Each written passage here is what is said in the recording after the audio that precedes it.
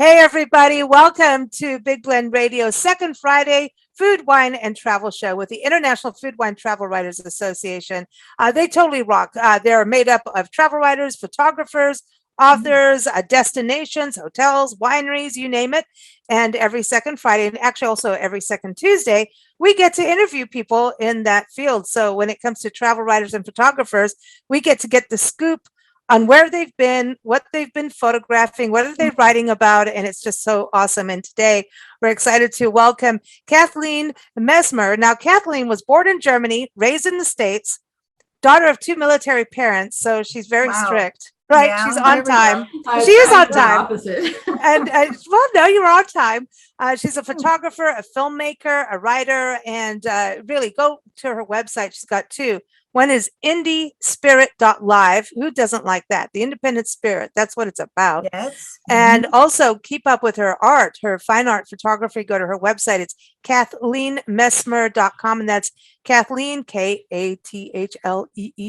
See, I can spell.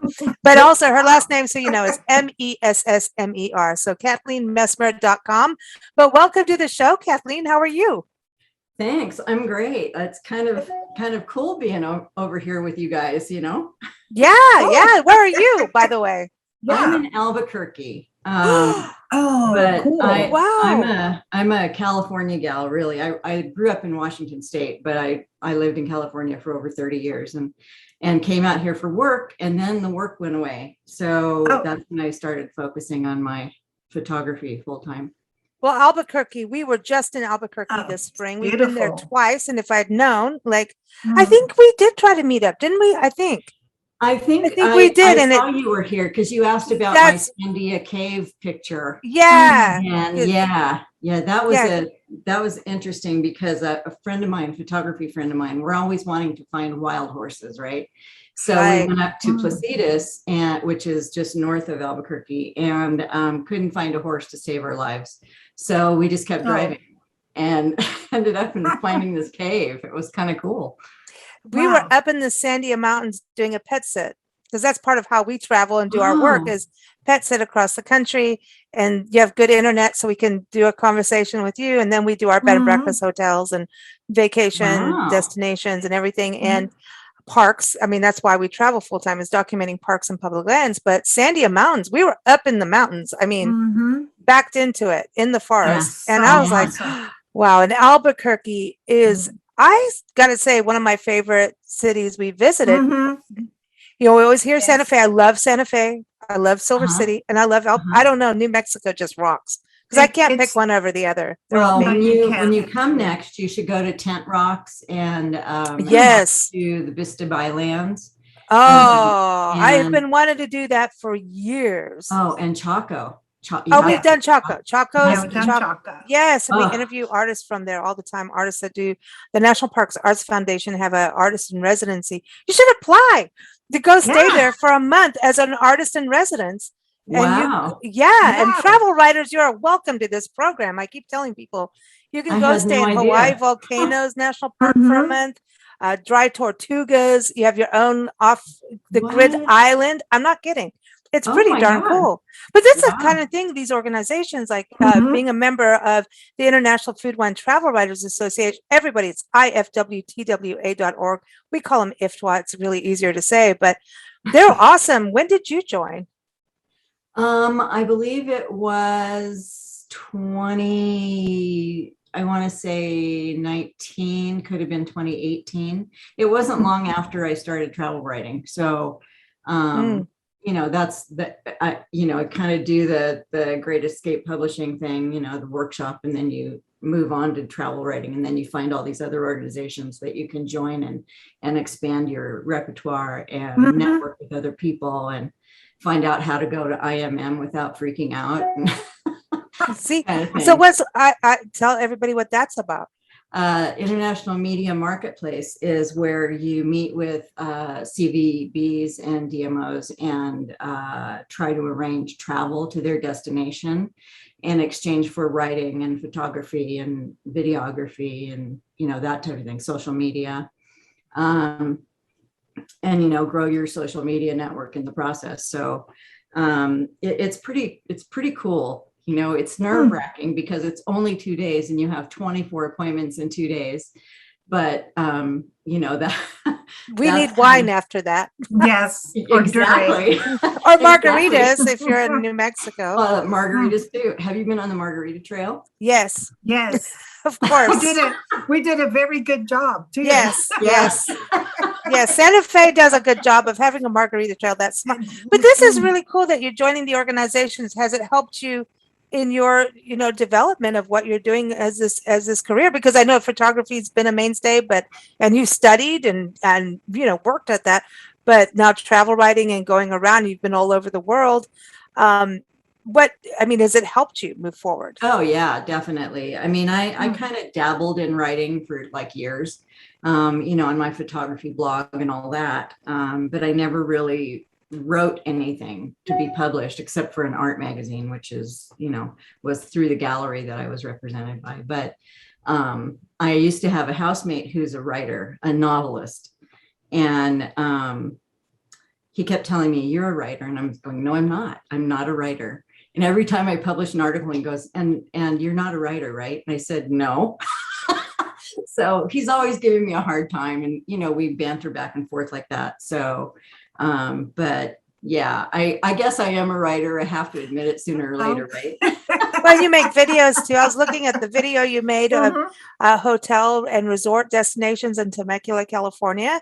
Yeah. So you seem to have we know Temecula. We used to live in Julian, just up the road, and Temecula's got some good wine. And so you had some fun out there. Yeah, it was a really good trip, I have to say. And I did the print article, then I did 2 videos, and I'm about to have another one through the Food, Wine, and Travel magazine. Oh, good. Which is IFWTWA's magazine, which is awesome. Yeah, right. Quarterly, yeah. Yeah. So yeah, it was really fun. They put me up at the Carter Estate Winery, and they don't just have hotel rooms. They have, what do they call it? Casitas.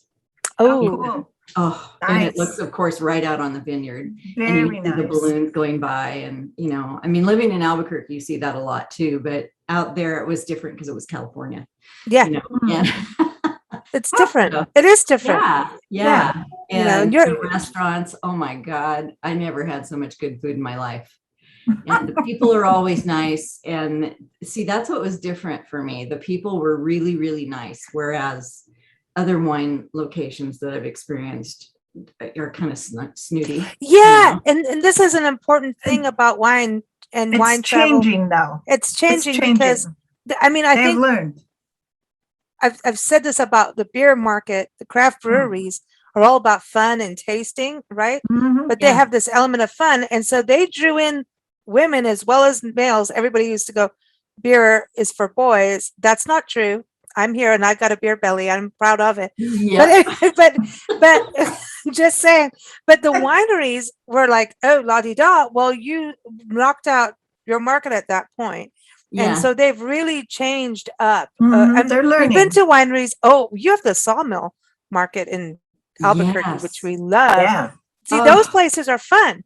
You're like, we'll have beer over here. This regional wine, regional food. It's awesome. But Temecula, I think it was almost like the underdog of Napa, and their wine is good. They're more relaxed. It's country. They've got, in part of why the food is so good, they've got great chefs, but all the local farms and very organic and very real.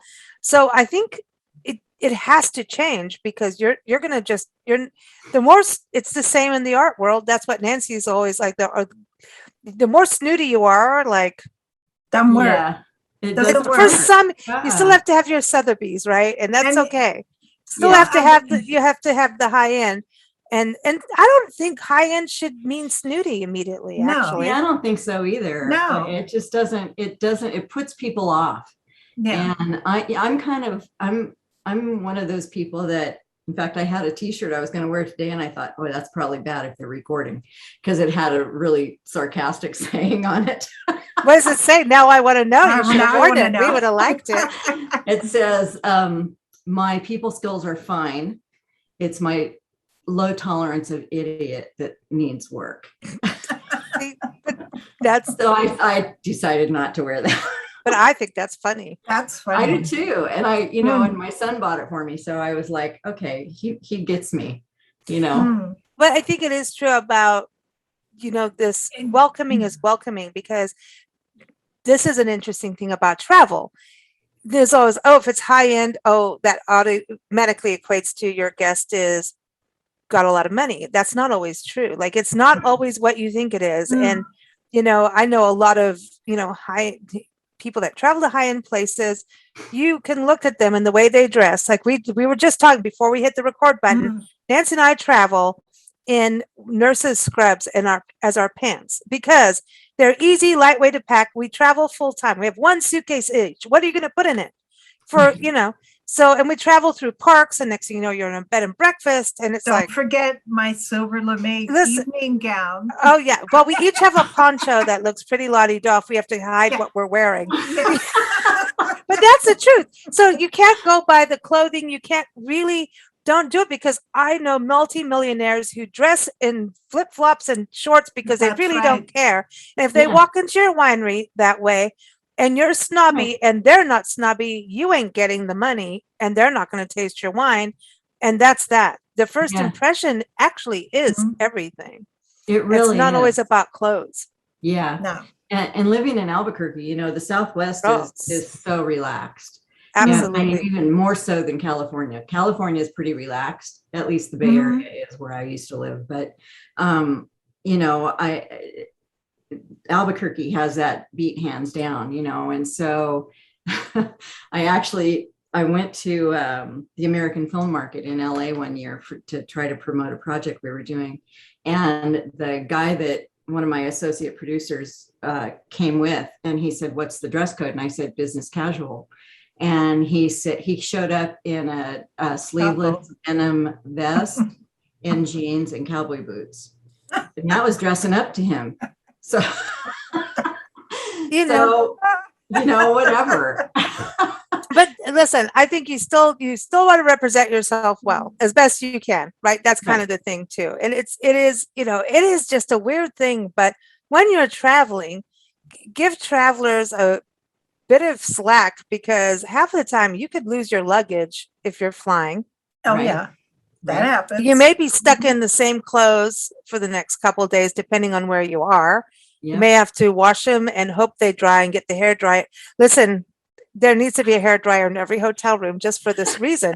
If you wash your socks, you need to be able to put your socks on the end of the hair dryer. Well, the thing is, there needs. And I don't want wet panties. Want them dry. Oh, it's the worst. Oh wow, this has really gone downhill already.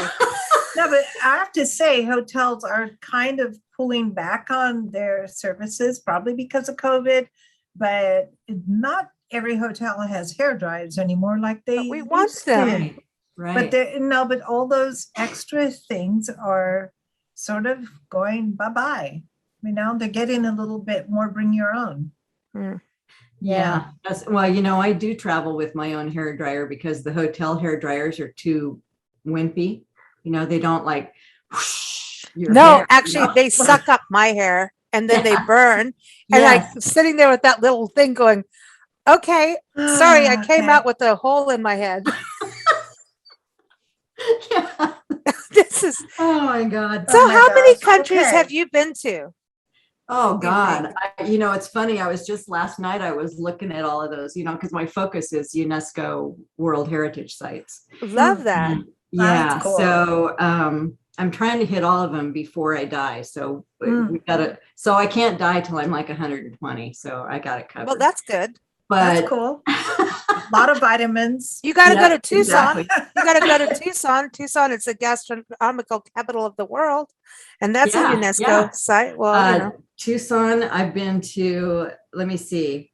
I've been to Giant's Causeway in Ireland, which I only just yesterday, I had plaque in my photo gallery that it said World Heritage Site. And I went, oh God, I didn't even know that. I remember taking the picture. And you've been there, so check it. I've been there. So I'm like, cool, that's one off the list. And so, I've been to England and I used to live in France. And, I've got so many locations I want to go to, but it's just a question of time. How long can you be gone within reason? Full time. Full time. Well, if I didn't have 2 dogs and cats, I would do that. But Well, that call gets us. really expensive. Call us. We'll take care of them. Yeah, we'll take care of them. But this is doing the UNESCO World Heritage Sites is a really big deal. And there's the biospheres, there's the natural, all of them. Oh.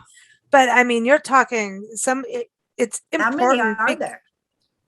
Oh, What was that? How many Are there? Oh, there's I want to say 1,100 and I don't know, 52 or something You like better that. get moving, dude.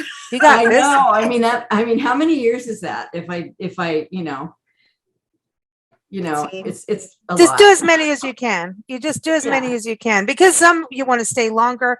I mean, our whole tour started in 2012 it was the beginning. It was getting close to the centennial of the national park system. So we said there was 397 parks when we started. And because Ken Burns did the whole thing of America's best idea, and so we called it the Spirit of America tour, because it told actually 3/4 of the parks are historical more than natural wonders like, the sequoias and Yosemite and Yellowstone. They're historical. And so we said, well, it's the Spirit of America tour. Then that terminology got a little political, and we didn't want to go down the political drama route, because parks are for everyone. And other than us bringing our wine, it shouldn't be a party unless other people bring their wine too. So we didn't want to, all that. Right. So we changed it to the Love Your Parks tour, because we also realized every park matters. And so now we're like, I think of 500 plus in of everything from a pocket park to a national park to a forest to a wildlife refuge to natural landmarks, historic. I mean, you name it. And so you just eventually kind of go, that's what you do, and you wear it every day. Right. That's why we have nurses' scrubs. But you wear it. And now I'm going to get emails about nurses going, we need our scrubs. We're overworked. And you are. But that's the thing. It's eventually just becomes what you do every day. If you're that focused on, but the UNESCO things are important, I think, because we can lose those sites. I know. I was just reading that Venice might lose their standing, I guess, because it was over touristy. What do you call it? Yeah, overcrowded and Yeah. And, that's sad, because that's on my list, of course. When I lived in France, I went to a lot of places over there. I mean, I just went and saw the Van Gogh immersive, and cool. That was fabulous. And I thought, man, when I was in Arles, I didn't even, I had lunch in the Van Gogh Cafe. And but I didn't really appreciate that until now. Now you're like, I gotta go back. Yeah. Well, that's what we all learn as we travel. Those layers of knowledge and experience come in, and while you're there, you're appreciating something else. Maybe it's the food. Did you find his ear? No. Wasn't looking for that. No. But it's alive and living in Mike Tyson's mouth. Oh, stop. Oh. Wow. This is totally sorry, IFWTWA. We went off the rails. Sorry. But that's what travel does. Travel is about those experiences and learning and going, and you can't, and now it's also, changed over. We have the internet now that is really showing us stuff that we didn't have years ago. But part of what you're talking about really brings home to the power of photography. When, you're talking about going, to places like Venice, right? Venice is also in trouble for flooding. I mean, this is a big deal when you look at climate change. And so a lot of political issues, climate change are affecting the way we travel. COVID affects how we travel. So when you get to a place, go to town, get it all. But because, they're looking at like parks now, you have to make reservations to get into this place because of the footprint. And that's okay. So we have to know about it, plan for it, and understand this is a special thing once you get in. I think it brings the value back. But a lot of people won't get to the places that you may get to. So the power of your photography is that people and videos, being there, having a video experience, all the experiences that we have with multimedia now digitally means people can cost effectively travel and have an appreciation for a place if they can't get there. So I think that's the beauty of, and we want to entice people to go there as part of our job. But for those who can't, at least they know about it. Right. Yeah. Exactly. And they'll pass it on to other people too. So Yeah. do you feel that, you started photography when you were a kid. Yeah, I did. I was the family voyeur, much to my dad's chagrin. But all my life it was like, Kathleen, people don't like independent women. So you need to pick a career called indiespirit.live. Right? Live or lived? Is it? Do you want to say live or live? Is it indiespirit? It's live. Let's see. You should be a teacher or a nurse. Yeah, or a secretary. Yeah, of course. And in a military family, they're mostly concerned about graduating high school, getting married, and having babies. And that wasn't me. I'm like, ew, why? And I have 2 boys, and I love them to death. But I'm not that way. I'm a good mom, I think. They may differ, but but they buy you t-shirts with cool sayings, so you must be, yeah. And everything is the parents' fault anyway, but yeah, of course. I'm not saying anything. Don't you dare. I'm sitting right here. But yeah, no, that wasn't for me. And I had 2 friends that joined the military, girls. They joined the Navy, and my mom said, "You're not going to join the Navy," because my parents were both Army. "You're not joining the Navy." And I'm like, why? If I can't join the Navy, then why? I'm not going to do anything. So I went off on my own, and did marry and have children, but I did it on my own terms. So I think that it's important. And the reason the military thing is for the travel. That was my whole thing, because my mom and dad met in North Africa. They got married in Naples. Wow. And then they lived in the Azores for a while. And then came back. And I was born in Germany, of course. But that whole thing was like, holy cow. Yeah. I would so love to do that. Just travel the world and experience other cultures. Isn't that the Army, or one time I believe it was the Army, it was join the Army and see the world? Wasn't their motto? Yeah. So that was their kind of join the Army, and we'll take you a whole bunch of places. They'll really tell you what it's going to be like when you get there, but but I think being in the military too, military travel, you do really connect with the cultures that on the ground. We look at this whole Afghanistan thing. I'm not going to get political about it, but they did build up places. They built water tanks. They built the infrastructure for communities. Right. So you're on the ground, one-on-one with people, so it is like, there's all different forms of travel and tourism. Military is one, pet sitting is one. People are house swapping or whatever. And then there's hotels and restaurants and Airbnbs. This, to me, it's about connecting with people. For you, are you, like, when you do the UNESCO heritage sites, is it about the destination and then looking at the history what is it for you about the UNESCO sites? For me, it's about the history of it. I was in North Carolina in June and never been to North Carolina. And I went to a place called Bennett Place. And they have this little house on this property. And it's a beautiful property. It's green and lush and gorgeous. It really, I know, when you come from Albuquerque, when you go from the desert to the green of North Carolina, it's like you just want to roll in the grass. Oh, I know. I wanted to take off my shoes and just walk in the grass. But anyway, so I was at Bennett Place, and that was actually my Travel Tuesday photo today on Indie Spirit on my Instagram. And this little house is where the generals sat down and hammered out the agreement to end the Civil War. Wow.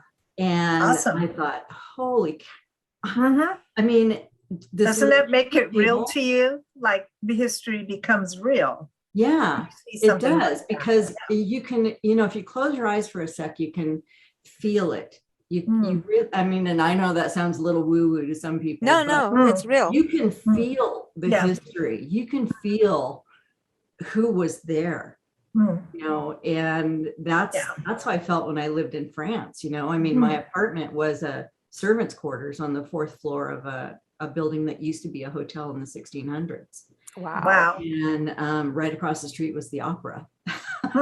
At opera every Sunday. I just had to open my windows. Oh, cool. Whether you liked it or not. Exactly. Uh-oh. I'm going to kill you. Yeah. So anyway, for me, that's how it feels to me when I go there. And I photograph buildings. When I was in grad school, they always said, you have to pick a genre. And I'm like, I don't want to pick a genre. Yeah. Well, we're the blend, so welcome. Yeah. So, I photograph buildings, I photograph scenery, I photograph flowers, and I photograph, oh my God, I'm such a wildlife advocate. That's where I wanted to ask you about that. I was reading that you're into conservation. Tell us a bit about that. I mean, and by the way, you've got cool cats, man. They're totally playing behind you. It's fun. Yeah, it's fun. Yeah. Boy, they go after one another. You can't believe it. And my senior cat, she's the one, she doesn't want to have any of it. But this one, he's new. He's like 3 years old. And he's like, he's a baby still. Yeah. Yeah. Did you have, as a military family, did you have animals? Did you go see animals in the wild, or what started it for you? No, we never had animals growing up. So, and that's probably why I have so many now, because, I didn't get to have them when I was a kid. The cats are.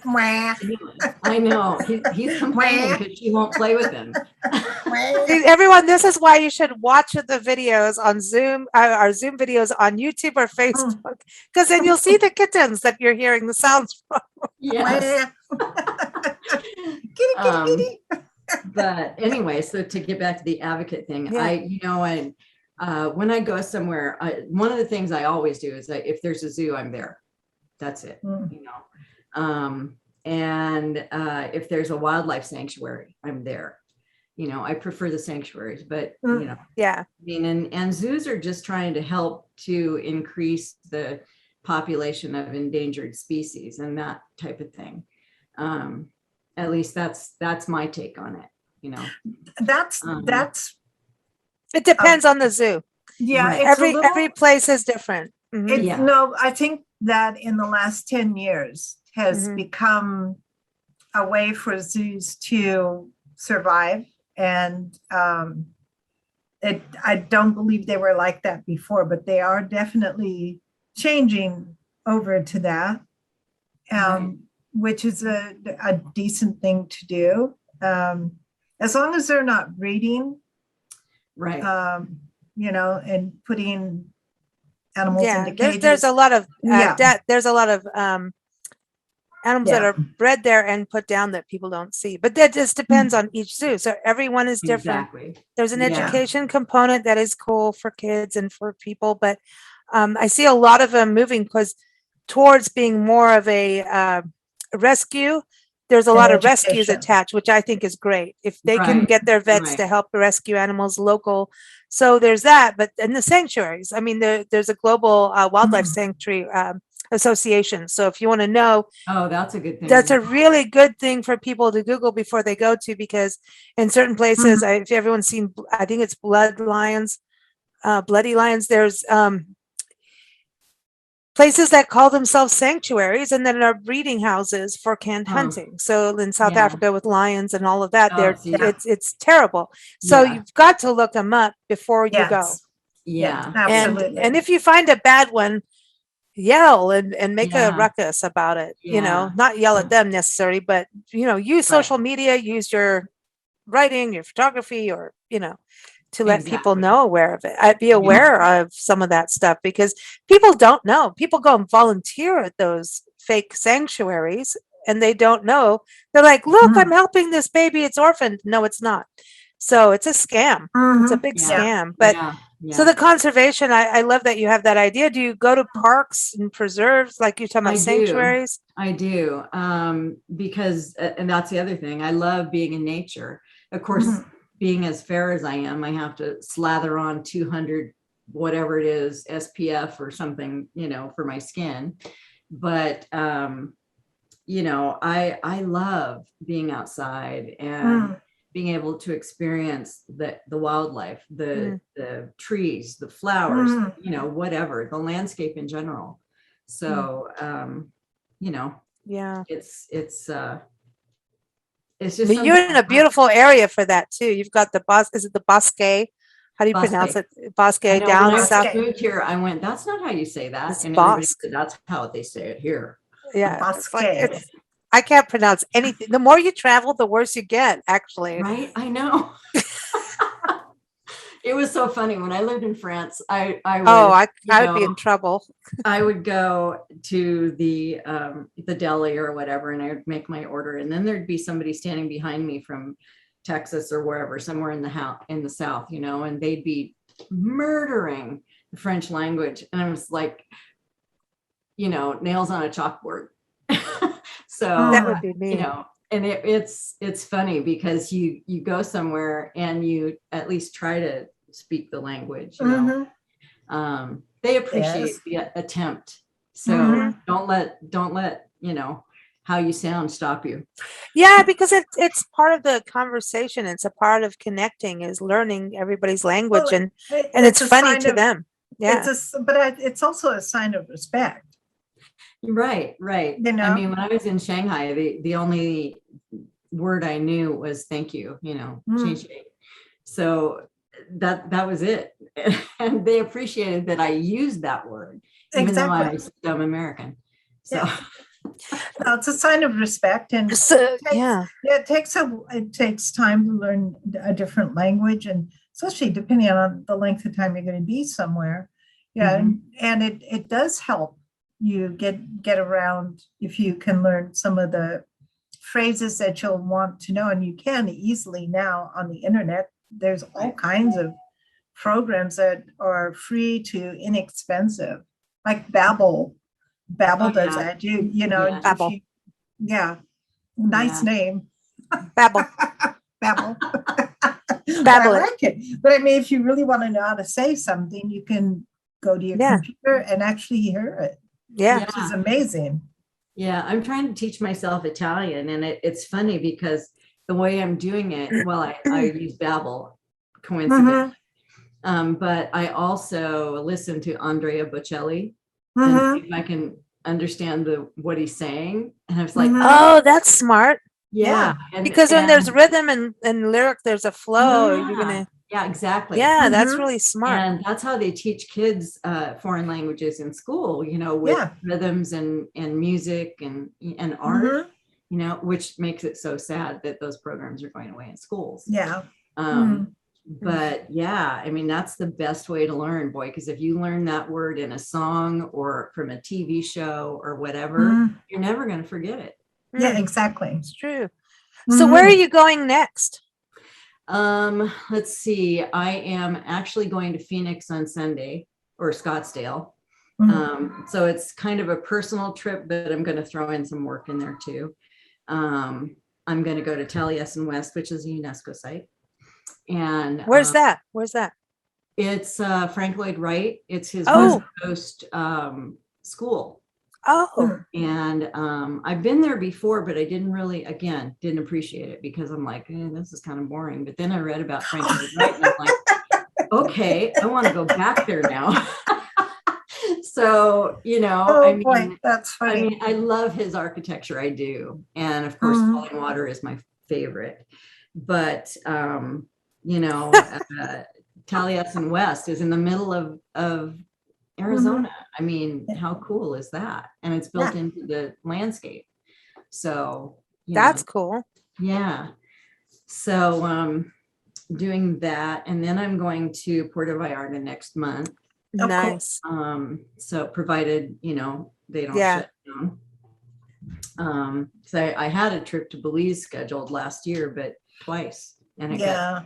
canceled Right. times. It's called a detour. Yeah. Detour.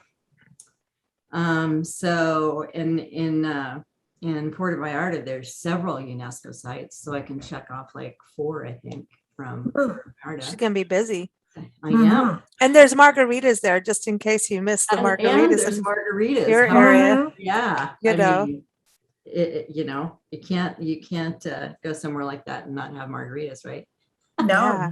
Well, IFWTWA is having their conference in St. Petersburg, Florida, which is our next destination. Mhm. I think, no, we'll be in Asheville when this airs, but we're going to go back there just for a couple days. But are you going to be able to make it to that? It's in I'm not. November. Okay. Yeah, I'm not. Mhm. I have to be back in San Francisco in November. I was just Oh, there that's in sad. July. Yeah, I know. Poor me. Yeah. Boo-hoo. But I want to go back to the Presidio and cover the restaurants that were closed when I was there.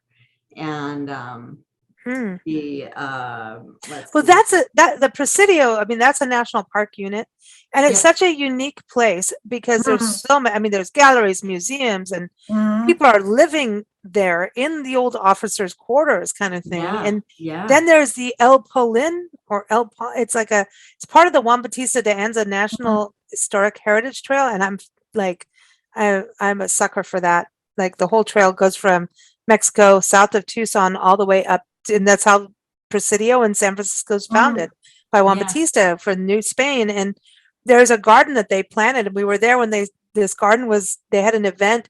Nancy, you got to make not tortillas. You made tortillas. You ground the that was- corn, That was made so much tortillas, fun. and they were doing an Anglo, That was not cool. Anglo. It was like an Afro-Hispanic heritage event because part of the trail showcases the history in Mexico and south of Mexico, the Afro-Latino history, and a lot of people don't know about that. And I mean, people have picked arguments over it. I'm like, no. Well, no. when I was there, they were doing an archaeological dig. Oh, for the Oh, original cool. building. Yeah. And that's another reason I want to go back, because I want to pick the brain of the guy who's doing the dig. Mhm. And he was Yeah. busy that day, so I couldn't do it. But yeah, I mean, it's really fun. I love what I do. I really do love it. I mean, not just for the writing, but for the photography, Mhm. I never really thought about travel photography until I started travel writing.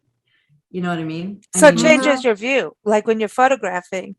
It's so Yeah. interesting, even just, with what we do. Nancy's like, okay, I need this for the videos because she does the videos. I'll do the photography and filming. And then all of a sudden, okay, now we're doing digital magazines. So we went from print, where make sure you have vertical, horizontal. Okay, now it's web.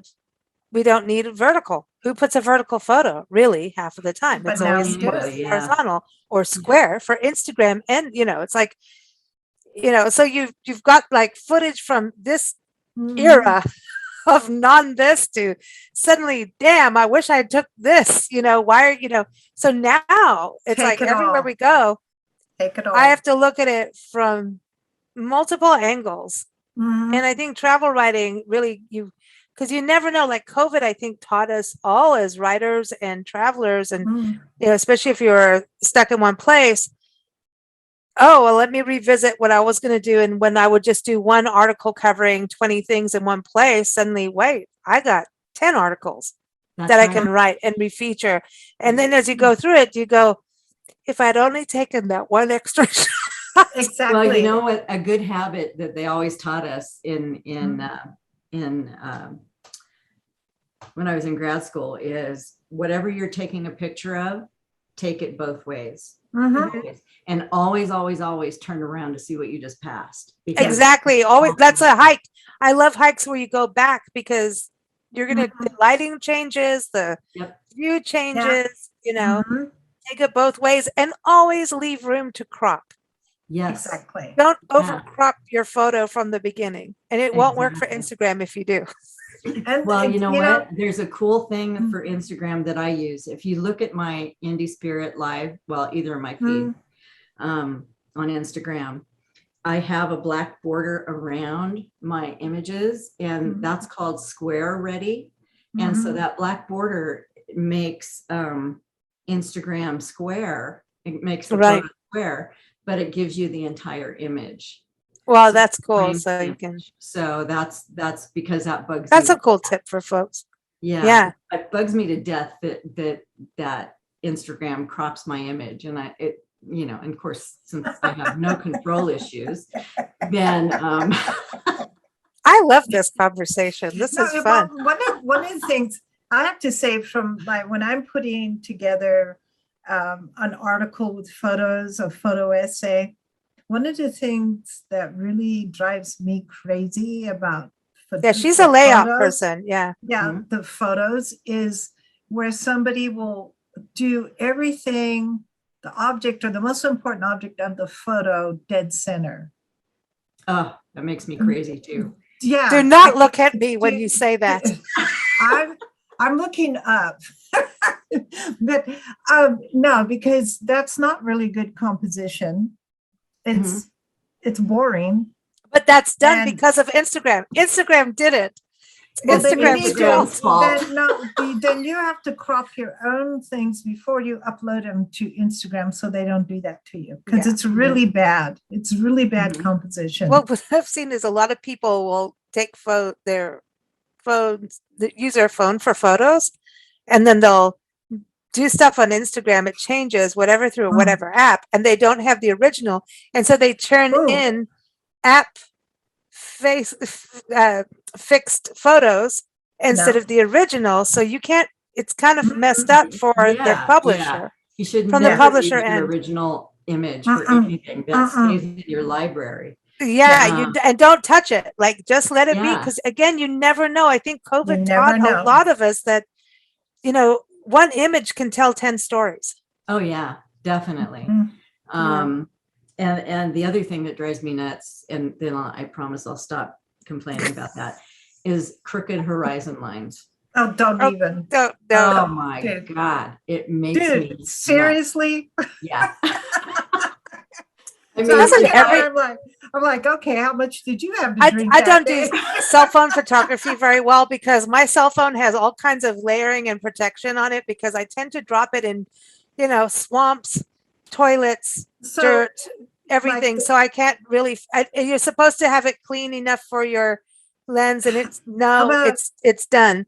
But I do cell phone, because I don't do enough of that, like really for publishing well, stuff. there again. Do they have don't- like a horizon line thing on it to help people, like A grid? autofocus? No, I mean, you can get an app that has a grid on it that so you does can that. straighten it? Yeah. But see, to me, that's just a crutch, and if you pay attention to your composition, you got a straight Exactly. horizon line. Because those crutches don't Okay, but then- understand the wave will change this. No, but but then Nature's don't- not square. don't put the horizon line exactly halfway through the photo either. Right. Yeah. Do not photograph the Statue of Rule Liberty of with the thirds. statue in the middle and the horizon line in the Like, middle it's of the. yeah. So Do not do. The horizon. So this has line- become okay, a so- travel writing photography of what not to do. Right. Rule of But do thirds buy and nurses scrubs, but Fibonacci- don't buy them out. Don't. Yeah. They're changing their style, and don't leave the old Don't- ones for us. yes. But this is really good it's important stuff. I mean, really Yeah. about, because society and audiences are either more audio and visual than ever, right? So there's travel writing. People want to learn a little bit and then click on a link. Do I want to go? Do I book? Do I do?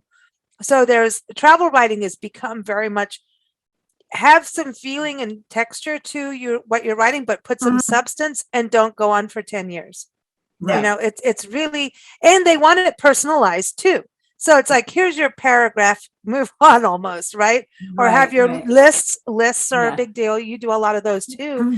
But the visual is crucial, I It think. is absolutely crucial. The visual these days for is. travel writers and social Mhm. media. I mean, if you're going to work with the CVB or DMO, a destination marketing organization for those starting, they want to see you post things on social media Mhm. and they want things now.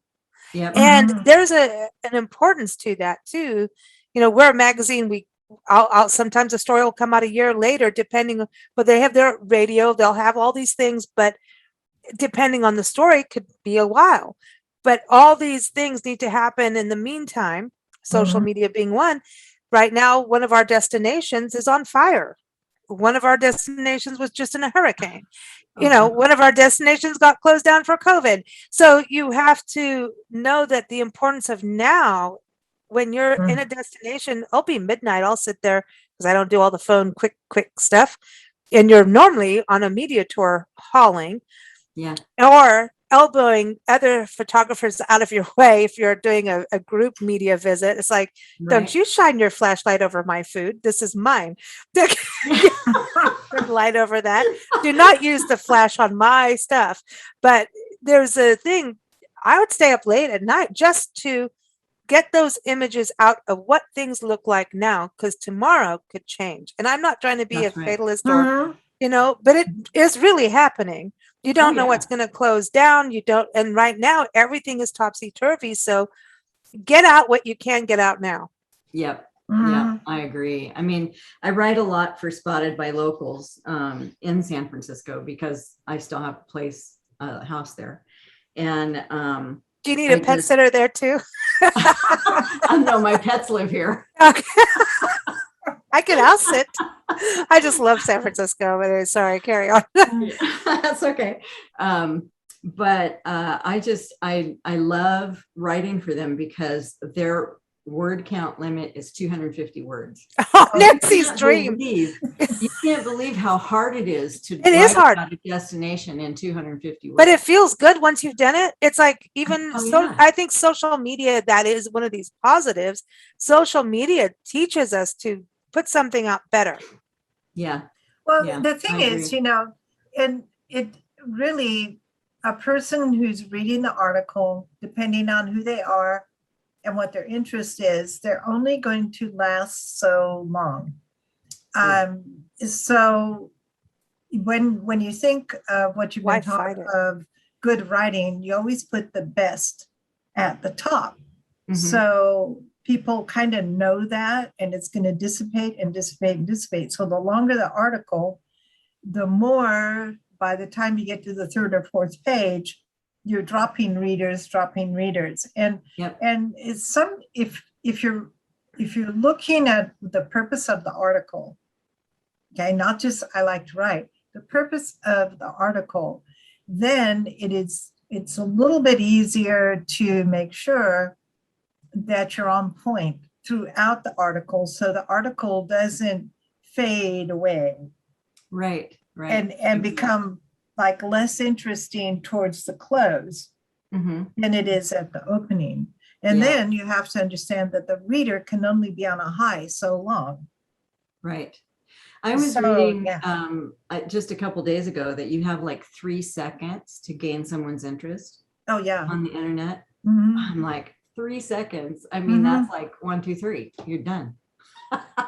Your Well, goose is cooked if you don't do it yeah, in 3 seconds. But that's a scary thing because people are also that's politically reading headlines and going, I know the story, no, Yeah. you right? don't. And people are like I speed read. I'm good at that. I have to be, Mhm. and I am retaining it. But I'll go back to something if I really have to ingest. There's a speed read. I'm looking for this, and I think a lot of people are doing that. It's not necessarily good, but it's I'm a trained speed reader. I really am.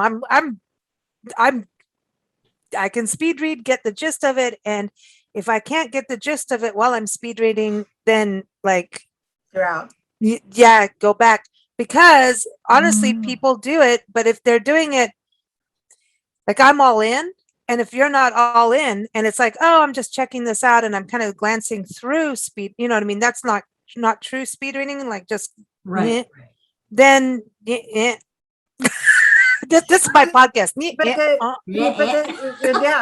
Eh, yeah, speed more like, talking. where's the No, gong? Speed talking. Speed I'll talking. gong myself out.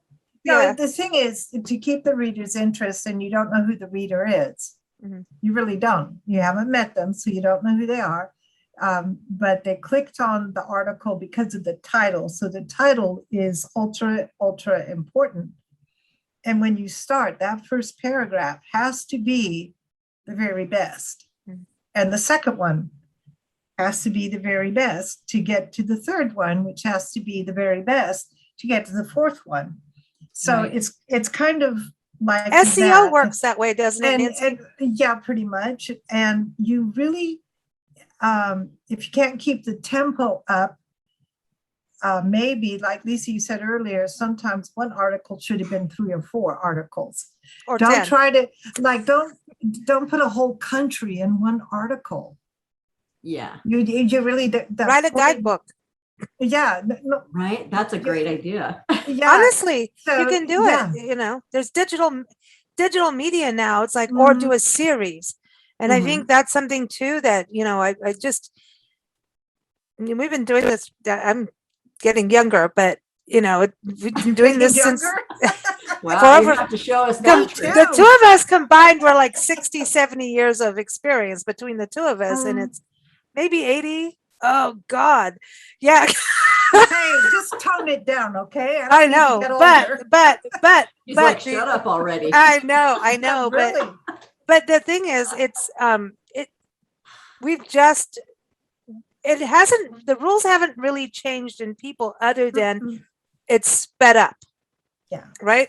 Right. So a book, like the Easier same thing as a book, access. the rules are still there, but when someone purchases a book, they already are invested. I mean, they're spending money on a book, whether it's Kindle, audio, whatever, they're invested in that. And so the rest of it, you can have the great intro, the first paragraph good. If the second paragraph is bad, they are not going to be happy. And now this is what's changed. We have review sites everywhere. So, to me, it's like, it's a craft. And you have to look at every single word as, is this the best word? Is it? Exactly.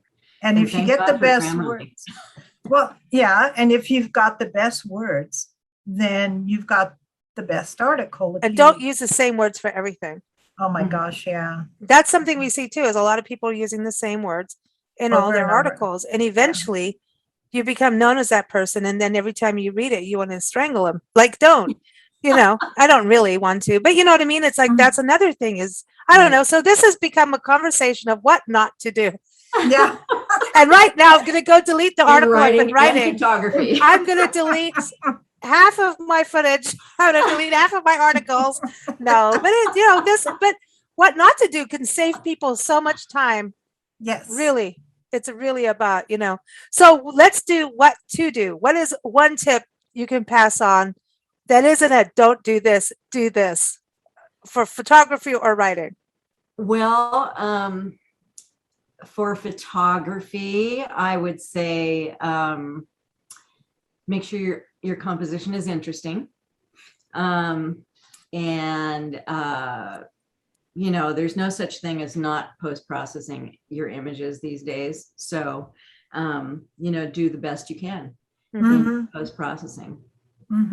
Because you want to put your best foot forward in photography and in writing. Now, for me, what to do, I write kind of the way I talk. So I inject humor into my articles, or at least I try, unless I'm bugged about something, then I just kind of rant for a minute. But but I try to inject humor because I think that keeps the reader engaged. That's